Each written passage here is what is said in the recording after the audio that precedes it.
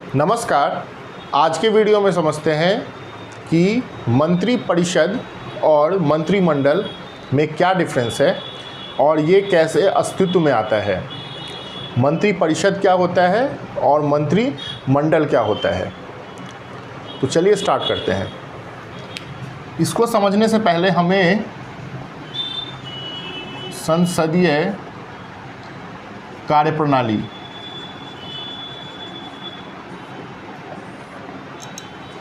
संसदीय कार्यप्रणाली कैसे काम करता है वो देखते हैं। सबसे पहले जो हमारे हेड होते हैं, हेड ऑफ स्टेट जिनको बोलते हैं भारत के, वो आपके राष्ट्रपति महोदय होते हैं। सबसे पहले राष्ट्रपति महोदय होते हैं। इसके बाद हमारे उपराष्ट्रपति होते हैं।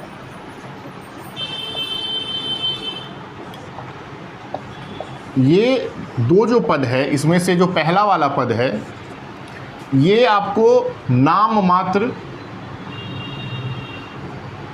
शक्तियां होती हैं इनके पास। नाम मात्र शक्ति का मतलब ये है कि भारत के सारे कार्य इन्हीं के नाम से किए जाएंगे। बिना इनकी अनुमति के न ही कोई कानून बनेगा, न ही कोई कानून हटेगा, न ही कोई मंत्री बनेगा, न ही कोई प्रधानमंत्री बनेगा। संसद से पास हुआ कोई भी बिल बिना इनके हस्ताक्षर के कानून नहीं बनेगा। लेकिन इनकी जो शक्ति है, इनकी जो कार्य करने की क्षमता है, वो पूरी की पूरी मंत्री परिषद पे होती है। राष्ट्रपति बिना मंत्री परिषद के सलाह के कोई भी फैसला नहीं ले सकते हैं। तो अब समझते हैं कि जो राष्ट्रपति होते हैं हमारे, इनके जो चीफ एडवाइज़र होते हैं, जो इनके सलाहकार होते हैं, वो होते हैं हमारे प्रधानमंत्री महोदय। हमारा जो संविधान है उसके अनुच्छेद 75 में, 75 में और 74 में, दोनों में जो है वो आपको मंत्री परिषद और प्रधानमंत्री के बारे में हमारा उल्लेख उसमें मिलता है। मंत्री परिषद को डील करता है 74 और प्रधानमंत्री को डील करता है 75। प्रधानमंत्री की क्या शक्तियां होंगी, प्रधानमंत्री किस तरह से कार्य करेंगे, वो हमारा डील करता है अनुच्छेद 75 में सारा कुछ लिखा हुआ है। और मंत्री परिषद का गठन कैसे होगा वो हमारा डील करता है अनुच्छेद 74, 74। तो अब समझते हैं कि मंत्री परिषद बनता कैसे है, मंत्री परिषद के क्या कार्य होते हैं। जो हमारा संविधान है उसके अनुच्छेद 74 में एक बात लिखी हुई है कि जो हमारे राष्ट्रपति होंगे वो मंत्रिमंडल का गठन करेंगे प्रधानमंत्री से मंत्रणा करने के बाद। पूरे के पूरे संविधान में जो है वो हमारा मंत्री परिषद वर्ड यूज़ किया गया है, मंत्री परिषद की चर्चा है। मंत्री परिषद के बारे में ऐसा लिखा गया है कि there shall be a council of ministers with PM means prime minister at its head. जो मंत्री परिषद होता है उसको हम लोग बोलते हैं काउंसिल ऑफ मिनिस्टर्स, ठीक है। और ये गठन कैसे होता है, अनुच्छेद 74 से। और 74 क्या कहता है, राष्ट्रपति जो है वो प्रधानमंत्री से मंत्रणा करने के बाद जो हमारे काउंसिल ऑफ मिनिस्टर्स है उसका गठन करेंगे। अब आ जाइए, इसके कुछ नियम हैं। वो नियम क्या है। पहला, फर्स्ट रूल ये कहता है कि जो हमारा लोकसभा है उसके सदस्यों, मतलब उसका जो टोटल सदस्य है, लोकसभा में जितने सदस्य हैं, टोटल कितने सदस्य हैं अभी, 545, ठीक है। तो लोकसभा के जो जितने सदस्य हैं उसका 15% से ज़्यादा मंत्री परिषद में मंत्रियों की संख्या नहीं होगी, ठीक है। मतलब लोकसभा में जितने भी मेंबर अभी हैं करंट में, जैसे 545 का हमारा लोकसभा है, तो 545 का जो 15% होगा उस संख्या से ज़्यादा मंत्री परिषद में मंत्रियों की संख्या नहीं होनी चाहिए। मीन्स 15%। तो 545 का जो है वो आपको 15% कितना हो जाएगा? 81.75, मतलब 81। हमारे देश में मंत्रिपरिषद में मंत्रियों की संख्या कितनी हो गई? 81, मतलब 81 से ज़्यादा मंत्री केंद्रीय मंत्रिमंडल में नहीं होंगे। मैक्सिमम जो है वो 81 ही होंगे। ये जो व्यवस्था है हमारे देश में, ये 1861 में शुरू किया गया था अंग्रेजों के समय में, और इसको हम लोग बोलते थे पोर्टफोलियो, और अभी हम इसी को बोलते हैं मिनिस्ट्री, पोर्टफोलियो या मिनिस्ट्री। और इसके अंदर जो काम करने वाला होता है उसको हम बोलते हैं मिनिस्टर, मंत्री। ठीक है, तो कब शुरू किया गया था? 1861 में पहला हो गया। इससे पहले मैंने आपको बताया था कि लोकसभा के टोटल मेंबर के 15% जो होंगे वो हमारा मंत्री परिषद में होगा। तो मतलब कितना हो गया? मैक्सिमम 81। ठीक है, तीसरा पॉइंट ये कहता है कि जो हमारा मिनिस्टर्स जो हमारे होंगे वो लोकसभा के प्रति उत्तरदायी होंगे। मीन्स जो हमारे मिनिस्टर्स होंगे, मंत्री परिषद में जो मिनिस्टर होंगे, जो मंत्री होंगे, वो लोकसभा के प्रति उत्तरदायी होंगे। क्यों होंगे? क्योंकि लोकसभा जो है वो जनता का हाउस है। तो चूंकि जनता का हाउस है और जनता ने ही उनको चुना है, तो इसलिए किसी भी तरह का जवाब या किसी भी तरीके का उनकी पोर्टफोलियो की जो जिम्मेवारी होगी वो लोकसभा के प्रति वो उत्तरदायी होंगे। ठीक है, ये जो है उत्तरदायी जो वो लोकसभा के प्रति होंगे, ये सामूहिक उत्तरदायी है।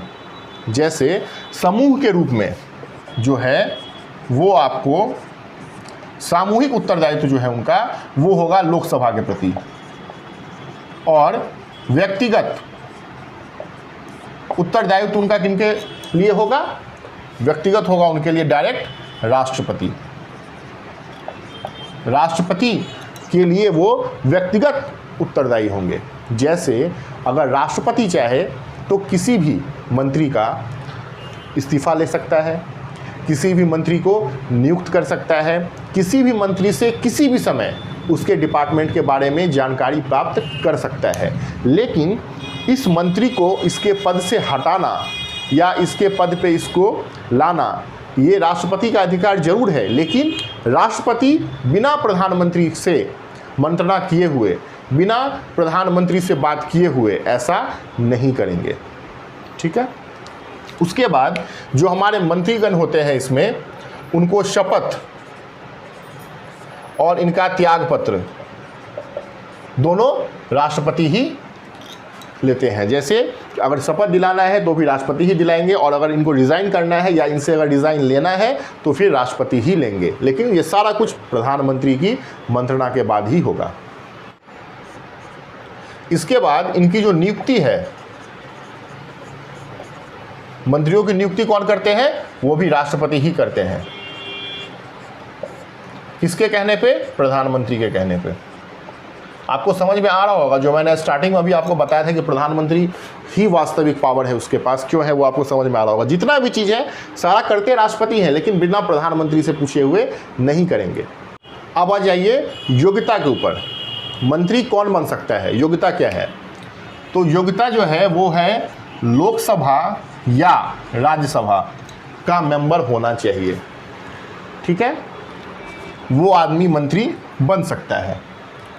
अगर किसी कंडीशन में, जैसे अगर देश में चुनाव हुए, ठीक है, और कोई ऐसे व्यक्ति चुनाव हार जाते हैं जिनका कि मंत्री बनाना बहुत ज़रूरी है, प्राइम मिनिस्टर को लगता है कि नहीं इनको मंत्री बनना चाहिए और इनको मैं मंत्री बनाऊंगा, और किसी को मंत्री बनाना या ना बनाना ये प्रधानमंत्री का अपना विशेषाधिकार होता है। अगर वो व्यक्ति चुनाव हार गए जिनको कि प्रधानमंत्री बनाना चाह रहे हैं मंत्री, तो क्या होगा? उस कंडीशन में प्रधानमंत्री उनको मंत्री बना सकते हैं। ठीक है, उनको मंत्री बना सकते हैं। ठीक है, प्रधानमंत्री इनको मंत्री बना सकते हैं, लेकिन क्या शर्त है? पहला है कि 6 मंथ के अंदर, मतलब 6 महीने के अंदर उस व्यक्ति को जिसको कि प्रधानमंत्री ने अभी मंत्री बनाया है, उसको 6 महीने के अंदर संसद का सदस्य बनना होगा। संसद का सदस्य का मतलब है या तो लोकसभा का मेंबर या फिर राज्यसभा का मेंबर बनना होगा। अगर ऐसा करने में कोई मंत्री असक्षम होते हैं तो उनका इस्तीफा ले लिया जाएगा। ये हो गया आपको मंत्री बनने का योग्यता। इसके बाद एक होता है, आपने सुना होगा, अविश्वास प्रस्ताव।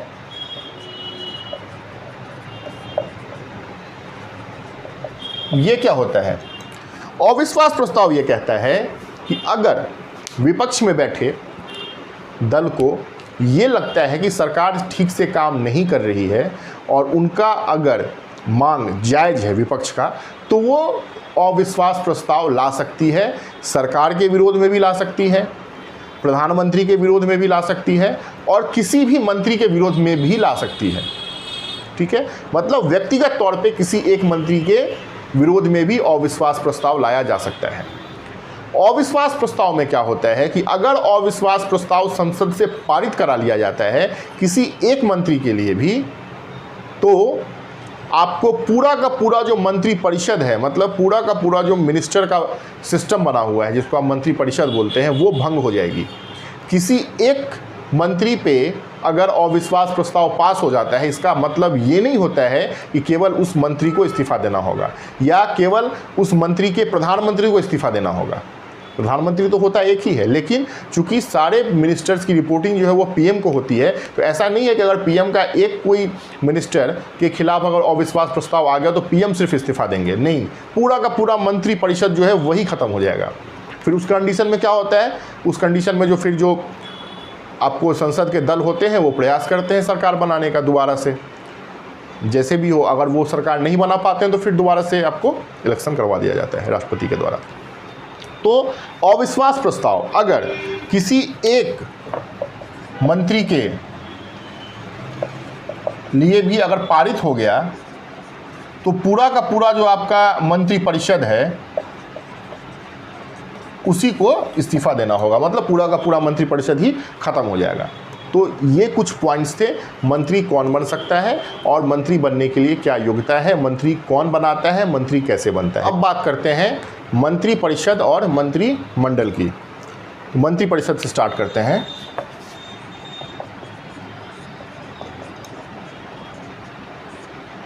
इसको बोलते हैं इंग्लिश में काउंसिल ऑफ मिनिस्टर।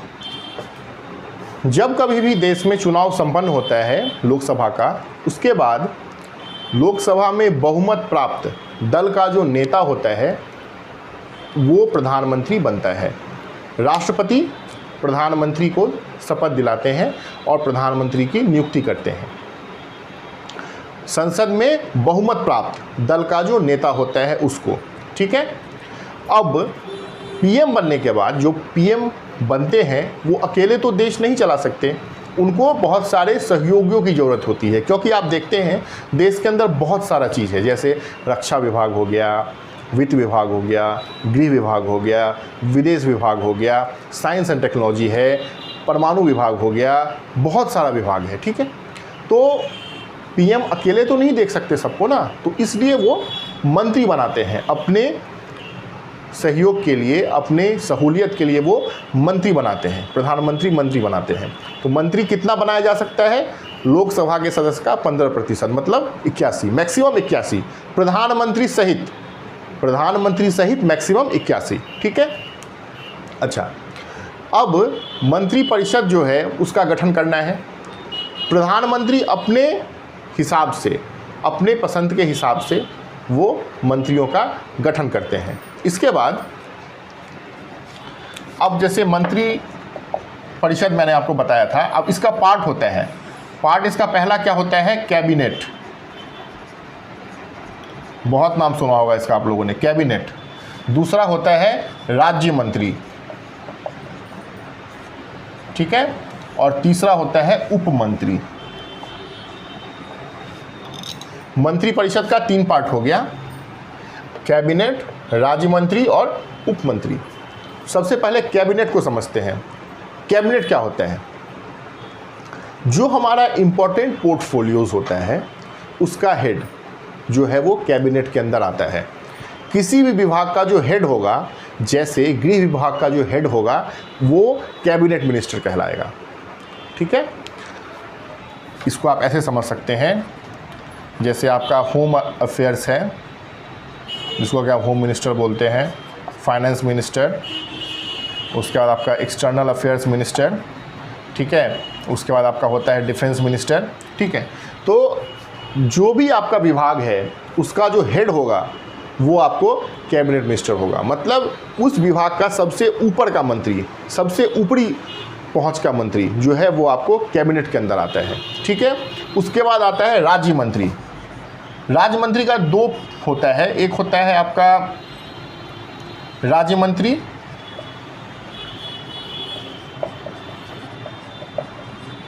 और एक होता है राज्य मंत्री स्वतंत्र प्रभार। ये वर्ड आपने सुना होगा, अभी बहुत चला हुआ था स्वतंत्र प्रभार। अभी जो कैबिनेट का जो रिशफल किया गया है उसमें भी स्वतंत्र प्रभार मंत्री थे। ठीक है, अब इसको समझ लीजिए। तो कैबिनेट क्या हो गया? कैबिनेट का मतलब हो गया कि विभाग का जो सबसे हेड होगा, सबसे ऊपर दर्जे का जो मंत्री होगा वो आपको कैबिनेट मिनिस्टर होगा। जैसे होम अफेयर्स के मिनिस्टर कौन है अभी हमारे? श्री अमित शाह। तो होम अफेयर्स का जितना भी फैसला होगा वो कौन लेगा? लास्ट में कौन किसके पास जाएगा ओके होने के लिए? अमित शाह के पास। ठीक है, अब अमित शाह अकेले तो पूरा का पूरा नहीं देख सकते विभाग। होम मिनिस्टर, अब गृह मंत्रालय पूरा देश के अंदर जो जितना भी गृह विभाग से जो भी काम होगा सारा अमित शाह अकेले नहीं देख सकते। तो उनके हेल्प के लिए भी कोई ना कोई चाहिए। वो क्या कौन होते हैं? वो होते हैं राज्य मंत्री। ठीक है, तो जो हमारे राज्य मंत्री होते हैं वो आपको एक तरह से सहयोगी होते हैं किसके? कैबिनेट मिनिस्टर के। ये आपको सहयोगी होते हैं कैबिनेट मिनिस्टर के। मीन्स जैसे आप ये समझिए, जैसे आपका होम अफेयर्स मिनिस्टर हैं, ठीक है, तो ये हो गया आपके टॉप के मिनिस्टर। इसके जस्ट बाद होते हैं हमारे कौन? होम मिनिस्टर के राज्य मंत्री। ठीक है, मतलब जो राज्य मंत्री होता है वो विभाग के अनुसार बटा होता है और जो राज्य मंत्री होता है वो अपने से ऊपर वाले मिनिस्टर को, मीन्स अपने से ऊपर उसका कौन सा मिनिस्टर है? कैबिनेट मिनिस्टर, उसको हेल्प करता है काम करने में। ठीक है, जैसे प्रिंसिपल और वाइस प्रिंसिपल होता है ना, सेम वही होता है। प्रिंसिपल हो गया आपका कैबिनेट मिनिस्टर और वाइस प्रिंसिपल हो गया आपका राज्य मंत्री, जिसको कि आप ये बोलते हैं मिनिस्टर ऑफ स्टेट। ठीक है, अच्छा एक चीज़ यहाँ पे कन्फ्यूजन है लोगों को कि राज्य मंत्री एक ही बनाया जा सकता है, कैबिनेट मिनिस्टर एक ही होगा। ठीक है, राज्य मंत्री एक ही बनाया जा सकता है। बहुत लोगों को ये कन्फ्यूजन होता है, जबकि ऐसा नहीं है। राज्य मंत्री सरकार अपने सहूलियत के हिसाब से बना सकती है। जैसे अभी आप देख लीजिए होम मिनिस्ट्री के अंदर कैबिनेट मिनिस्टर कौन है? अमित शाह। ठीक है, और राज्य मंत्री means minister of state for home affairs कौन कौन है? नित्यानंद राय और अजय कुमार मिश्रा। दो हो गया ना, राज्य मंत्री दो हैं। वैसे ही आपको जो अभी फाइनेंस मिनिस्ट्री चल रहा है उसके अंदर भी दो हैं राज्य मंत्री एक ही होंगे डिपार्टमेंट में, ऐसा नहीं है। राज्य मंत्री सरकार अपने सहूलियत से बना सकती है, डिफरेंट राज्य मंत्री बना सकती है, लेकिन अमूमन देखा जाता है 2 से 3 मैक्सिमम। जनरली 2 ही होता है, लेकिन मैक्सिमम जो है वो 3। और कहीं कहीं पे अगर कोई विभाग छोटा है तो एक राज्य मंत्री से भी काम चल जाता है। एक ही राज्य मंत्री होते हैं अगर विभाग छोटा है तो, या अगर बहुत बड़ा विभाग है तो फिर क्या होता है आपको 2 राज्य मंत्री होते हैं, या अगर ज़्यादा बड़ा पोर्टफोलियो है तो 3 राज्य मंत्री होते हैं। जैसे फाइनेंस मिनिस्ट्री में निर्मला सीतारमण जी हैं हमारी कैबिनेट मिनिस्टर, उसके बाद पंकज चौधरी जी हैं आपको राज्य मंत्री, और उसके बाद कृष्णा राव करात जी हैं हमारे राज्य मंत्री। तो 2 राज्य मंत्री हो गए। और डिफेंस मिनिस्ट्री में एक ही हैं, जैसे राजनाथ सिंह जी हो गए हमारे डिफेंस मिनिस्टर, और उनके जो राज्य मंत्री हैं वो एक ही हैं, उनका नाम है अजय भट्ट। ठीक है, तो ये मैं आपको बता दिया मैंने कि राज्य मंत्री एक से अधिक बनाए जा सकते हैं। अब इसके बाद आता है राज्य मंत्री स्वतंत्र प्रभार। यहाँ पे लोगों को बहुत कन्फ्यूजन होता है कि राज्य मंत्री क्या है, राज्य मंत्री स्वतंत्र प्रभार क्या है। स्वतंत्र प्रभार का मतलब होता है, इसको इंग्लिश में बोलते हैं minister of state independent charge. मतलब किसी भी समय में अगर आपका कैबिनेट मिनिस्टर प्रेजेंट नहीं हो, जैसे मान लीजिए कैबिनेट मिनिस्टर एकाएक उस कैबिनेट मिनिस्टर की अगर डेथ हो जाती है, ठीक है, या कैबिनेट मिनिस्टर बहुत बीमार हो गया, तो जो हमारा राज्य मंत्री है उस डिपार्टमेंट का, वही हो जाता है कौन? राज्य मंत्री स्वतंत्र प्रभार। मीन्स इसके ऊपर से अपने जो मंत्री का जो रिपोर्टिंग था वो खत्म हो गया। अब यही ऑल इन ऑल है, मतलब जो आपका राज्य मंत्री होगा वो ऑल इन ऑल हो जाएगा कैबिनेट, उस कैबिनेट का। अगर अभी होम मिनिस्टर अपने पद पे सेवा देने के लायक न हो, इन द सेंस अगर मान लीजिए वो बीमार चल रहे हैं, ठीक है, इस कंडीशन में जो हमारे राज्य मंत्री होंगे वो आपको आ जाएंगे डायरेक्ट चार्ज में cabinet ministry of home affairs में, तो उसी को हम लोग बोलते हैं राज्य मंत्री स्वतंत्र प्रभार। इसका एक कंडीशन और होता है, अगर कोई छोटा डिपार्टमेंट है जहां पर कि केवल राज्य मंत्री बनाने से भी काम चल जाएगा, तो उस डिपार्टमेंट में केवल राज्य मंत्री ही बनाया जाता है, तो उस डिपार्टमेंट का जो राज्य मंत्री होता है उसको हम लोग बोलते हैं राज्य मंत्री स्वतंत्र प्रभार। तो राज्य मंत्री समझ में आ गया। राज्य मंत्री as an assistant minister of cabinet minister और minister of state independent charge. इसका मतलब ये होता है कि अगर कैबिनेट मिनिस्टर प्रेजेंट ना हो तो जो राज्य मंत्री है वो कैबिनेट मिनिस्टर के पावर में आ जाता है, उसको हम लोग बोलते हैं minister of state independent charge. Means राज्य मंत्री के ऊपर से अपने कैबिनेट मिनिस्टर का रिपोर्टिंग खत्म हो गया। तो ये आपको तीन के अंदर डिफरेंस पता चल गया, कैबिनेट, राज्य मंत्री में राज्य मंत्री और राज्य मंत्री स्वतंत्र प्रभार। अब आ जाइए उप मंत्री। उप मंत्री क्या होते हैं? ये ऐसे मंत्री होते हैं जिनको कि प्रशासनिक प्रभार दिया जाता है, ठीक है। प्रशासनिक प्रभार जो होता है हर विभाग का, उसमें इनको दिया जाता है। जैसे गृह मंत्रालय का जो प्रशासनिक प्रभार होगा उसको देखने के लिए एक उप मंत्री होंगे, ठीक है। तो मंत्री परिषद यही होता है, और इसी के मिलाने से कैबिनेट मिनिस्टर, राज्य मंत्री और उप मंत्री, और राज्य मंत्री के अंदर आपको एक राज्य मंत्री जो सहयोगी होता है कैबिनेट का, और राज्य मंत्री स्वतंत्र प्रभार, इस सब को मिला देने से मंत्री परिषद बनता है, ठीक है। तो ये हो गया मंत्री परिषद। और मंत्रिमंडल क्या होता है? मंत्रिमंडल होता है कि जो टॉप के मिनिस्टर्स होते हैं, ठीक है, उनका समूह जो है वो आपको मंत्री मंडल होता है। इसको और डिटेल में देख लेते हैं, मंत्रिमंडल और मंत्री परिषद को। तो जैसे मान लीजिए,